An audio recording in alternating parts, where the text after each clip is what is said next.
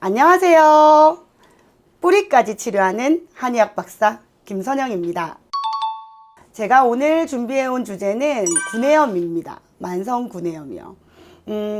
우리가 피곤하면 뭐 입 안이 하나씩 이렇게 헐 때가 있잖아요. 이렇게 동그랗게 노란 게 골무면서 구멍처럼 생기면서 굉장히 쓰라리고 따갑고 이렇게 헐 때가 있는데, 오늘 준비해온 주제는 단순히 뭐 우리가 피곤해서 한두 개 생기는 게 아니라, 제가 환자분들 보면은 입 안이 굉장히 많이 헐어 있는 분들이 계세요. 잇몸, 혀, 그 다음에 이제 입천장, 뭐 입술 안쪽, 볼 안쪽 요런 데가 6, 7개, 8, 9개, 심하게는 막 10개 넘게까지 헐어가지고 환자분이 식사도 못 하시고, 이렇게 혀를 우리가 발음할 때는 혀가 빨리빨리 굴러가야 되는데 평소에는 저희가 이제 말을 할 때 의식하면서 말하지 않잖아요. 근데 이게 하나만 이게 이 염증 부위가 생겨도 굉장히 아픈데, 대여섯 개씩 이렇게 되시는 환자분들은 너무 아프니까 혀가 이렇게 자연스럽게 구르지를 못한단 말이에요. 그래서 발음도 진료 보러 오셔서 선생님 저 말이 너무 안 나온다, 아파가지고 이해 좀 해달라, 이렇게 말씀하시는 분들이 계신데, 오늘 주제가 그 정도로 많이 허는 분들에 대한 이제 내용이에요. 보통 한의원에 오셔서 만성 구내염에 대한 진료를 보실 때는 다들 이력이 있어요. 뭐 치과, 그 다음에 구강내과, 또 어디 가겠어요. 치과 구강내과까지 갔는데도 해결이 안 되면 이제 아주 상위과로 가게 되면 이제 류마티스 내과를 보통 갔다 오신단 말입니다. 왜냐하면은 우리가 누구나 한 번쯤은 경험해 봤겠지만, 헐면은 제일 간단한 방법이 뭘까요? 약국에 파는 오라메디나 알보칠 같은 약재들을 이제 발라가지고 삭히는 방법이 있단 말이에요. 그 면봉에다가 콕 찍어가지고 그 험 부위에 싹 발라놓으면, 일반적으로는 건강한 면역력을 가진 환자라면 바르고 자면 그 다음날 되면 좀 많이 낫고, 또 한 번 더 바르면 거의 깨끗하게 아무는 경우가 많단 말이죠. 근데 환자들이 오셨을 때, 선생님 저도 원래는 그렇게 이제 연고 발라놓거나 아니면 진짜 크게 이렇게 이제 헐었다 싶을 때는 집에 있는 항생제를 먹고 나면은 쓱 사그라들어졌는데, 이제는 그렇지가 않다. 이게 막 약을 먹어도 낫지도 않고, 지금 생긴 게 뭐 몇 달 또는 몇 년에 걸쳐서 아물고 나면 또 생기고, 또 아물고 나면 저쪽에 또 헐고, 이 상태로 제가 몇 년째 생활 중인데, 이건 단순히 뭐 항생제를 먹거나 연고를 바른다고 해가지고 해결될 일이 아닌 것 같아서 왔다. 면역력에 문제가 있는가요? 라고 많이 물어보시거든요. 한방에서는 심한 구내염의 원인을 화열로 봅니다. 불화자, 그 다음에 열, 뜨거운 열, 그죠? 보통 환자분들이 오셨을 때 웬만한 거는 다 해보고 오신단 말이에요.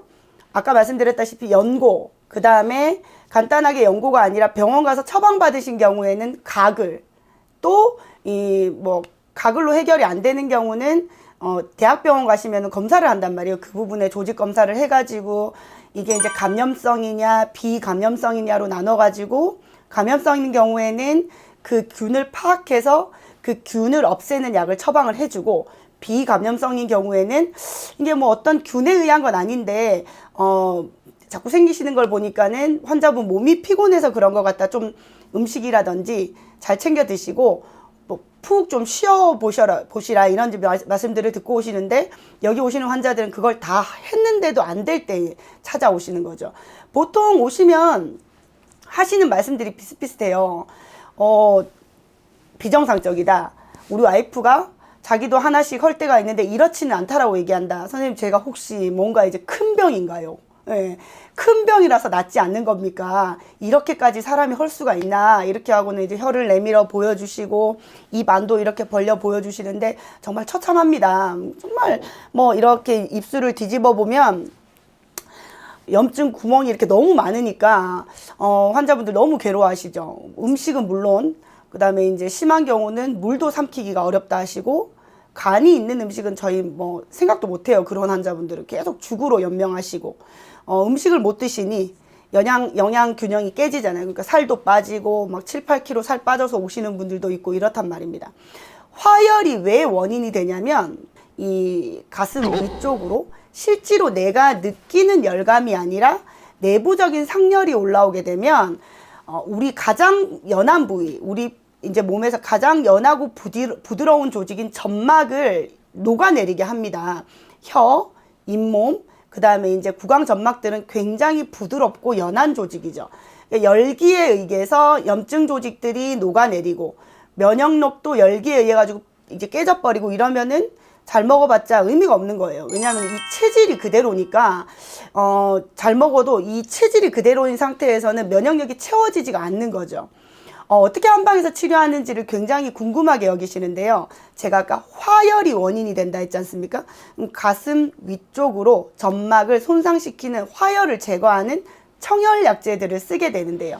보통 만성 구내염에 쓰는 약제들이 대표적인 약제가 연교, 황금, 방풍, 맹문동 이런 약제들을 쓰게 됩니다.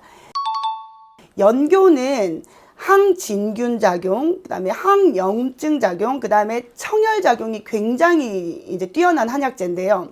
굉장히 써요. 이 약제를 저희가 이제 학교 다닐 때, 약제 공부를 할 때 이렇게 씹어 먹어보라 한단 말이에요. 근데 연교는 굉장히 쓴맛이 많이 나요. 굉장히 쓴맛이 많이 나는 대신에, 몸에 좋은 약은 쓰다고 얘기하지 않습니까? 염증을, 항생제로 억지로 주저앉히는 게 아니라 자연스럽게 내 몸의 면역세포를 길러줘서 이제 염증이 사그라뜨리도록 하는 효과가 탁월한데요.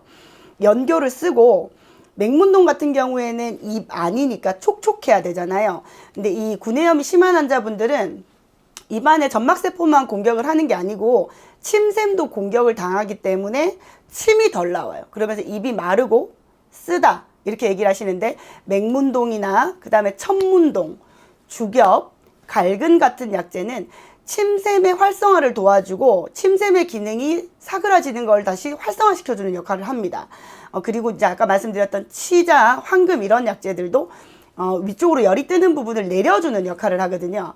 환자분들이 구내염 한약을 지어가시면 약이 진짜 굉장히 쓰다라고 얘기를 하세요. 보약은 많이 먹어봤는데 이 염증세포가 잘 생기는 체질을 정상화시키는 약은 왜 이렇게 쓰냐라고 얘기를 하시는데 아까 말씀드렸다시피 고미, 쓸 고자, 만미자인데 고미가 많이 포함된 약제들은 청열작용과 그 다음에 항염작용이 뛰어나단 말이에요. 그래서 특히나 이제 이 구내염, 만성 구내염 약제들은 굉장히 쓴맛을 많이 나타내는 대신에 효과는 탁월합니다. 그러니까 환자분들이 뭐 2년씩, 3년씩 이렇게 이 증상 때문에 고통받으셨던 분들은 보통 뭐 한 달쯤, 그 다음에 한 달 반쯤 지나고 나면은 선생님 이게 원래 있던 게 사그라들어져도 이쪽 저쪽에서 막 산발적으로 생겨야 됐었는데 지금은 사그라들어지고 나서 다시 생기는 생성이 굉장히 드물다. 또는 원래 하나가 생기면 2, 3주 이상 이 상처가 지속이 됐었는데 쓱 생기는 듯 하다가 뭐 한 3일 그러더니 저절로 죽는다. 그러면서 새살이 채워진다. 이런 얘기를 하시거든요. 면역력과 정말로 상관이 있습니다. 면역력을 건강하게 채우면서 진균작용, 그 다음에 항염증 작용을 하는 약제들을 자연스럽게 몸에 보충을 시키고 세포 내에 축적을 시켜 놓으면 내 몸에서 이 염증세포가 생기더라도 이거를 싸워내는 힘이 길러진단 말이에요. 그러면서 이제 자연스럽게 낫기 시작하는데 환자분들이 되게 신기하게 여기시죠. 그리고 이 구강과 관련된 혈자리가 우리 얼굴과 그 다음에 목 주변 그리고 이제 입 안쪽까지 굉장히 산발적으로 분포가 되어 있는데 한약만으로는 효과가 너무 더디게 나타나요. 물론 한약만으로도 치료는 되긴 하지만 쓰고 맛없고 귀찮은 이 한약을 길게 드셔서 뭐 좋을 건 없지 않습니까? 물론 뭐 한약 길게 드시면 한의원에 오래 오시니까 저희 경제적인 입장에서는 한의원을 운영하는 데 도움은 되겠지만 저는 항상 환자를 먼저 생각하잖아요. 그렇기 때문에 이 맛없고 쓴 거를 빨리 덜 드시게 해드려야 되는데 침을 놓으면은 이 구강의 기혈세포의 순환이 촉진이 되면서 면역세포가 활성화되는데 훨씬 도움이 됩니다. 그래서 이제 뭐 한의원에 안 오시고 한약만 처방받아도 효과가 있느냐 많이 물어보시는데 물론 효과는 있지만 시속 40km로 치료될 게 시속 70km 속도로 더 빨리 나갈 수 있는 방법이 있다면 더 빠른 방법을 안내를 해드리는 게 맞겠죠. 그러니 조금 귀찮으시더라도 한의원 오셔서 침 치료를 병행을 하시면 한약 먹는 기간을 훨씬 단축시킬 수가 있어요. 환자분들이 많이 궁금해 하시는 게 한약과 침으로 열심히 치료를 했더니 정말 많이 좋아졌어요, 선생님. 한 뭐 2, 3년 가까이 이렇게 구내염을 달고 살았는데 이렇게 없이 생활한 지가 정말 얼마 만인지 모르겠다. 근데 이제 제가 한약을 복용량을 줄인단 말입니다. 면역력이 많이 채워지고 있는데 동일하게 한약을 계속 하루 2팩씩 복용을 할 필요는 없단 말이에요. 그래서 환자분 이제 많이 좋아지셨으니까 하루 한 팩으로 한번 줄여볼게요. 이렇게 말씀을 드리면 환자분들이 걱정하세요. 2팩 먹다가 한 팩으로 줄이면 안 좋아지는 거 아니냐, 또는 한약을 끊고 나면 또 재발하는 거 아니냐 말씀을 하시는데, 한방치료는 증상이 있을 때 어떤 뭐 양약으로 증상만을 억제시키는 그것과는 완전히 다른 개념이에요. 뭐 두통이 있을 때 두통약을 먹으면 진통작용이 있으면서 머리가 안 아프지 않습니까? 그리고 자꾸 염증이 생기는데 항생제 먹으면은 그 항생제의 작용으로 인해 가지고 염증이 낫지 않습니까? 근데 이 한방치료 개념은 약의 작용으로 일시적으로 뭔가 치료가 되는 게 아니라, 아까 말씀드렸다시피 면역세포가 일을 요렇게 약하게밖에 못하고 있는 걸 갖다가 이렇게 튼튼하고 활발하게 돌아갈 수 있도록 활성화시켜 주는 거예요. 근데 이게 이제 요렇게 펌프가, 실해진 펌프가 한약을 끊는다고 해가지고 이게 다시 이렇게 약해지지는 않는다는 거죠. 요렇게 지속이 되거든요. 그러니 걱정하지 마시고, 뭐 재발이라든지 이런 부분에 대한 그 우려하지 마시고, 한번 한방치료를 경험해 보시면 좋을 것 같아요. 류마티스 내과 가도 안 된다 그러면 이 환자분들이 정말 걱정하십니다. 선생님, 뭐 검사했는데 류마티스 균도 없다고 하는데, 그리고 균은 없지만 거기서 이제 처방해주는 약을 먹는데도 나는 낫지 않으니 방법이 없는 거 아닌가요? 정말로 큰 병원에 가서, 대학병원에 가서 머리부터 발끝까지 싹 검사를 해야 되는 거 아닌가요? 그런데 또 겁이 난다. 이게 진짜 제 몸에 아주 나쁜 병균이 살고 있거나 아니면은 좀 이제 많이 걱정하시는 분들은 구강암 아닙니까? 이런 말씀까지 하시거든요. 근데 그런 경우는 저희가 이제 환자분 진료로 왔을 때 그런 것 같다고 말씀을 드려요. 그런데 그렇지 않은 환자의 그룹이 좀 많단 말입니다. 대부분은. 그런 경우는 걱정하지 마시고 일단 오셔서 진료를 받아보시면 그 걱정까지 놓을 수 있는 방법을 저희가 제시를 해드리니까, 밤에 주무시려고 누워가지고 계속 걱정하면 병만 더 커져요. 그리고 이제 화열이라는 것은 이제 신경성 또는 스트레스와 직결이 되기 때문에, 안 그래도 이게 지금 염증 생겨서 아파 죽겠는데 이게 내가 큰 병이면 어떡하지, 이 고민까지 하시면 더 스트레스가 가중될 거 아닙니까? 그러니 고민하지 마시고 해결해 드릴 수 있는 잘하는 한의사분들이 많으시니까 내원하셔서 진료를 받아보시면 간단하게 치료하실 수 있을 거예요.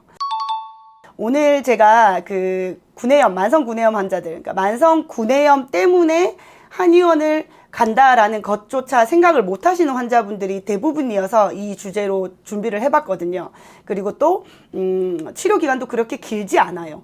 이 면역을 채워나가는데 막 환자분들이 뭐 제가 이렇게 이제 구내염 때문에 고생한 게 2년이니까 그동안 면역이 많이 떨어졌으면 이 면역력이 한 번에 채워지지 않을 테니 뭐 6개월, 1년 걸리는 거 아닙니까? 말씀하시는데 그렇게 오래 걸리지도 않거든요.